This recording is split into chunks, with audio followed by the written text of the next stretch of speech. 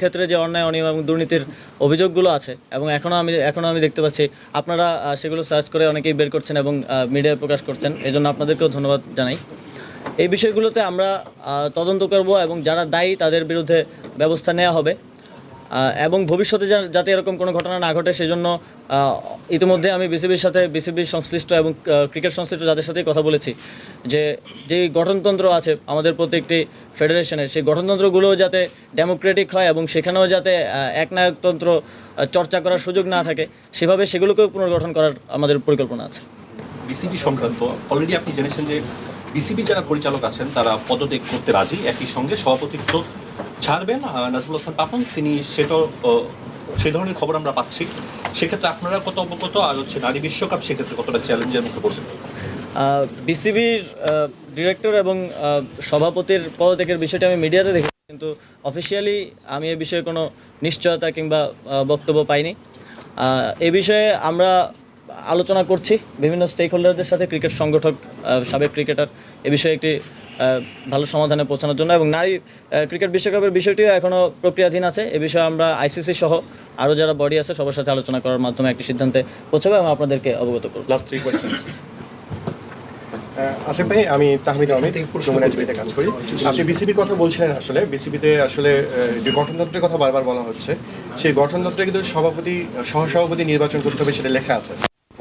আগের কমিটিও করেনি, গত কমিটি 3 বছরও সেই কাজটা করেনি, তারা নিজেরাই সে ভায়োলেট করেছে গঠনতন্ত্র।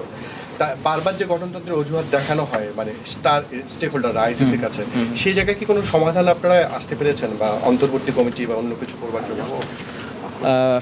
এই বিষয়টি এখনও আমরা এ বিষয়ে প্রক্রিয়াধীন আছে, আলোচনা চলমান আছে।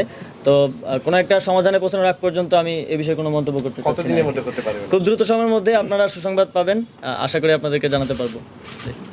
আর কোনো প্রশ্ন? উপদেষ্টা, আমি সনদ পাবলা, আমি সরকার কাজ করি। আমি আপনার কাছে সব কিছুর বাইরে একটা জিনিস জানতে চাই, আপনি স্পোর্টস মিনিস্ট্রি, ইয়ট মিনিস্ট্রি এটা কেমন উপভোগ করছেন? এই কদিন তো হলো, কেমন উপভোগ করছেন? কীরকম চ্যালেঞ্জ দেখতে পাচ্ছেন? চেঞ্জ করা কি সহজ হবে না কঠিন?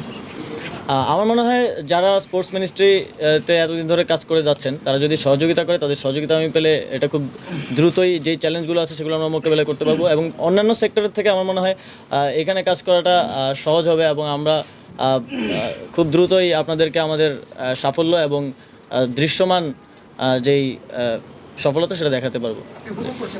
হ্যাঁ, আমি উপভোগ করছি, কারণ আমার স্পোর্টসের প্রতি ইন্টারেস্ট ছিল, আপনারা জানেন। তো সেই জায়গা থেকে আমি উপভোগ করছি, বাট ম্যানেজমেন্টের জায়গায় অভিজ্ঞতা নেই, সেই অভিজ্ঞতা নেওয়ার চেষ্টা করছি। একমাত্র ওয়ালটন এসি দিচ্ছে 1 বছরের রিপ্লেসমেন্ট গ্যারান্টি এবং কম্প্রেসারের 10 বছরের গ্যারান্টি। আমি হুমায়ুন কবির রোজ, এখন টেলিভিশনে স্পোর্টস আর বেশি কোশ্চেন কিছুদিন আগে আপনার সাথে বাংলাদেশ ক্রিকেট বোর্ডের বোর্ড পরিচালক এবং সাবেক অধিনায়ক দেখা করেছেন।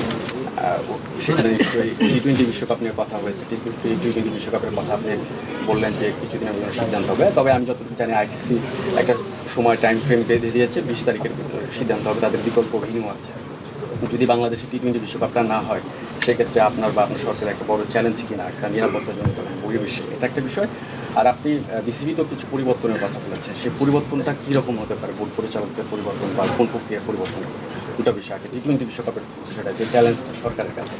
টি-20 বিশ্বকাপের ব্যাপারটা হচ্ছে এটা আয়োজন করতে পারা আমাদের জন্য একটা ভালো ল্যান্ডমার্ক হবে, যেহেতু বাংলাদেশ একটা খারাপ সময়, একটা সংকটকাল করছে। আবার একই সাথে যারা আমাদের মেহমান হয়ে আসবেন তাদের নিরাপত্তা নিশ্চিত করাটাও আমাদের দায়িত্ব। তো এই সব কিছু বিবেচনায় এটা তো শুধুমাত্র স্পোর্টস মিনিস্ট্রির মধ্যে আর নেই, এটা স্টেট ম্যাটার। তো ডক্টর মোহাম্মদ ইউনুস স্যার আছেন, আরও আমাদের স্বরাষ্ট্র উপদেষ্টা নতুন নিযুক্ত হয়েছেন। তো সবার সাথে আলোচনার ভিত্তিতে এই বিষয়ে আমরা একটা সিদ্ধান্ত নিব। আইসিসির সাথে আমাদের কমিউনিকেশন চলমান আছে, প্রক্রিয়াধীন আছে, দ্রুতই আপনাদেরকে এই বিষয়ে একটা সিদ্ধান্ত আমরা জানাতে পারবো আশা করি।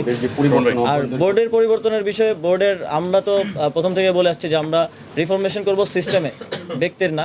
তবে সিস্টেমকে যারা কারাপ্ট করেছে তাদের ব্যাপারেও পরিবর্তন আসবে, এটাও সুনিশ্চিত।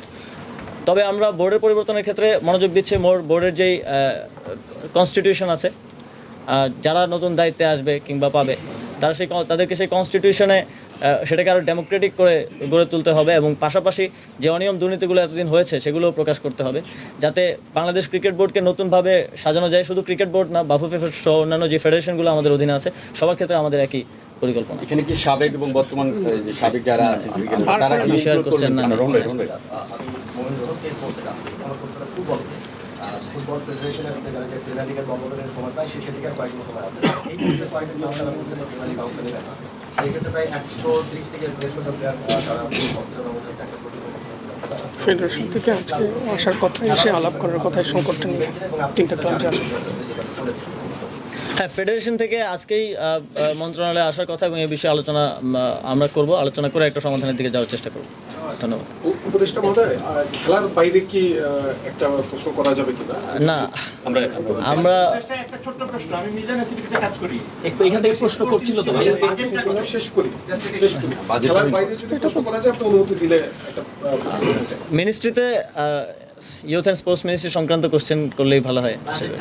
আপনি আমাকে শিফট করতে পারেন কোনো বিষয় যদি বলেছেন।